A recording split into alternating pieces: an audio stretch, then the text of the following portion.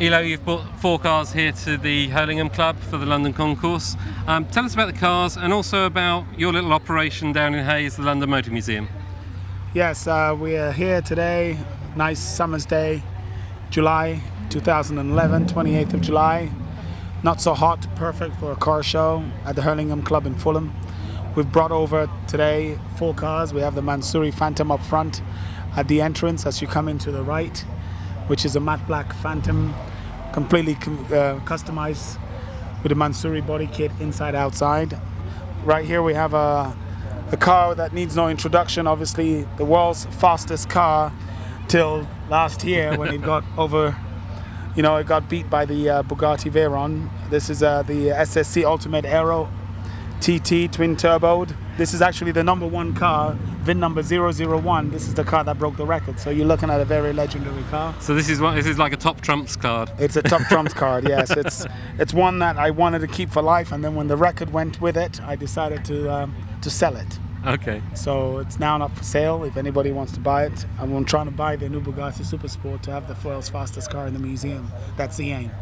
But yes, it was the world's fastest car back then. It's got in it a 6.3 Ford motor with 4 turbos. It's absolutely incredible to drive. I drove this in the Gumball Rally in 2010.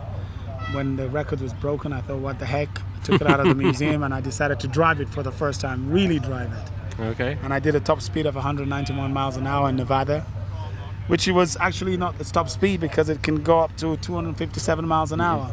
So it's an absolute monster with a torque and a BHP of 1,183 brakes. So. But this doesn't have any of these sort of, you know, special keys or things. It's always all on, isn't it? It is. It's a go-kart with the biggest muscle engine you can get. I mean, it's not trying to be a Pagani, not trying to have a pocket to put your cigarettes and your Prada Gucci glasses. It's just cars and wheels. I mean, the whole thing weighs less than a Golf. Yeah. It's actually less than 1,400 kgs, which is actually less than a Golf is. But with that engine, it's just basically, you know, no substitute for cubic inches. That's exactly what it is. But with 4 massive turbos in it, just to alliterate on your opponent. So it's spool up and hold on. It is. Grab your steering wheel, grab your seat belts, and pray to God. That's what it is. So I'm sure you've got a few stories to tell about the time on the Gumball. Let's move on to let's move on to another car. Now, on our right, on our left here, we have our 2010. We bought it last year, brand new from Rolls-Royce. We customized it. It's a Rolls-Royce Drophead Phantom. It originally came black, obsidian black, with beige interior and wood dashwood with the teak wood decking at the back. We decided to customize it, make it look young. These days we understand that people listen to iPods. They don't walk around with your big Discman or their Walkmans anymore. So we decided to make it a little fresh and young and make it appealing. And by doing so, we put the big 24-inch wheels, custom suspension, custom interior. We changed the interior from gray, which was a very dull color, which had no life, to this mustard yellowish interior, which was all done in-house by our TKO shop, which is our customizing shop, Total Customs Organization. It's a one of a kind. I mean, it's probably the only Rolls-Royce in Europe on 24-inch wheels and custom like that, but it's subtle. It's not as crazy as our Mansouri outside. We know it's 24 inch. We know that it's huge wheels. We know it's an orange interior or a mustard interior, but we've already seen so many people giving it admiring glances here amongst all the other classics. It's still got that something. It's still got that quintessential class of Rolls-Royce, but just with a twist. That's it. That's what we are. We try to bring the modern vibe with the old school. So we decided to merge this, and it's a perfect match because you've got that classicness of Rolls-Royce, but at the same time you also have that little customization which makes it yours, which becomes it comes out of the ordinary. You don't become one of too many. It's your signature. It's TKO's signature, but it's also the owner's signature. Exactly. Yeah. Talking of that, this has got suicide doors. Next to it is something else with suicide doors and a whole new twist. Yes, that is that is actually a car that is very, very dear to my heart. We have 2 of these cars. This is a 1939 Zephyr reproduction. We call it a Zephyr reproduction because it's actually a Zephyr body, but on a different chassis, on a different frame.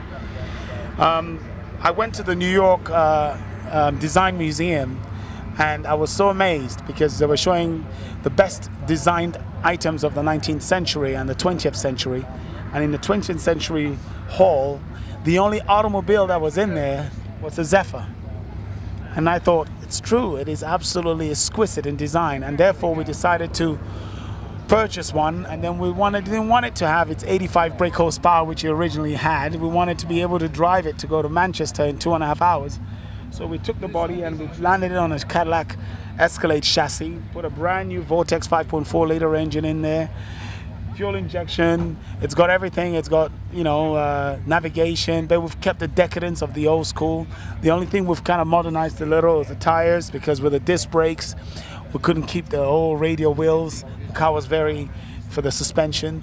But it's an old car, but drives like brand new. What else do you want? You know, you and I were talking about one of my favourites is the Cord. You know, That's the correct. coffin nose, pop-up headlights. This has a lot of the same sort of styling cues. But again, you wouldn't be afraid of driving it because it's modern mechanics underneath. Exactly. So you've still got that look, that wow factor, but then you've also got the everyday. Yeah, okay, it's new underneath. You could drive it. You won't have to think whether or not it's got water. You don't have to think whether or not it's got oil. It's got a computer to tell you that.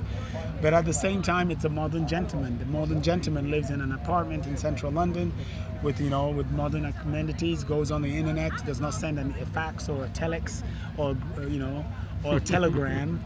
The world is changing, and this is a reproduction which more or less mirrors that whole change of the world around. But the most beautiful thing about cars like this is that it's not just practical, it's also the glam factor of it. We had a gentleman come by with his wife, and he said, "I'll give you one word to describe this car." And I said, "What is it?" He said, "Hollywood." It is that and spades. You know? Yes, that's it. So it's that you want to feel special, you want to feel different, you don't want to worry about whether the engine is warm or not. Yeah. You just jump in, turn the key and drive. So, London Motor Museum now, how many cars are you up to? We have 197 cars in the museum, and this is just a kind of a small selection, but it's a selection that more or less shows the variety of cars we have, from supercars to prestigious cars and then to classics. We have cars from the 30s, I have hot rods, I have lowriders that hop up and down, I have movie cars, I have Batmobile. I mean, I have some amazing cars. We have one-off cars like what we're building a car called WTF, you know what that means. And we're building a few other cars. We have the Italian car section with a couple of Countachs and Ferraris. So we give a bit of everything in our museum. And the beautiful part about it, it's the reflection of what the world is today in the eyes of the gentleman looking at it today. We're not trying to be Bewley. We're not trying to take you back to the history of automotive engineering. We understand that it's something people like to know, how cars were built back then. That's great. You can find that on your internet page, or you can go on Wikipedia and find all of that out. But we want to show you today's world reflected in yesterday's cars. And we are more or less where the manufacturer stopped. We're the continuation of it from that onwards. Well, you see, you know, you've got some film cars. We're even seeing now things like the Aventador is going to be in the new Batman film. There's the Tumbler, which is something that's been created. I'm building a Tumbler. And yeah, exactly. Again, so there you go. Yes. Again, anything is possible with the right imagination and I guess the right funding. That's correct. It's all about the funding, but it's all about the heart. Yeah. My father once told me something I'll never forget, and this is something I like to share with the rest of viewers. Everything is possible, but if you don't try, you don't know if you're gonna get. So I've always believed that if someone can build it, built by man. My father says, "Son, go out there and fix your bike. It was built by man, it could be fixed by man. If another man built it, I can build it." There you go. Well, we're going to check out the Mansouri later. Yes, please. Great to see you here, Elo. Glad you're having a great day. Anytime. Great day Thank for you for your champagne. time. Nice cruise day, a couple of beautiful cars, driving them around. It's a fantastic day. Thanks, Elo. Thanks for your time. You're welcome. Cheers.